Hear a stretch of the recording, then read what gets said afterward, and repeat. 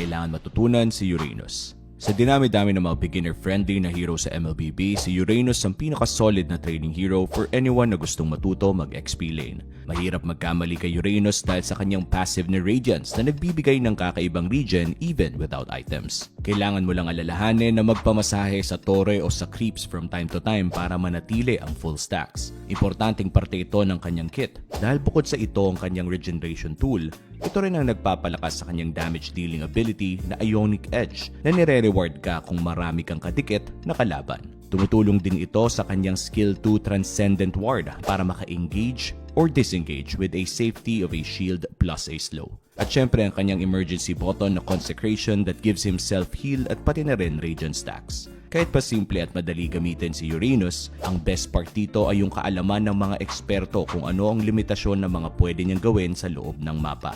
May mga pagkat ng lane, early invades, minion stacking at marami pang ibang tricks to impact the map without resorting to teamfights. Sa ngayong Season 16 ng MPL Philippines, si Uranus ang bukod tanging hero na kayang mag number 1 in damage dealt at number 1 din sa damage taken.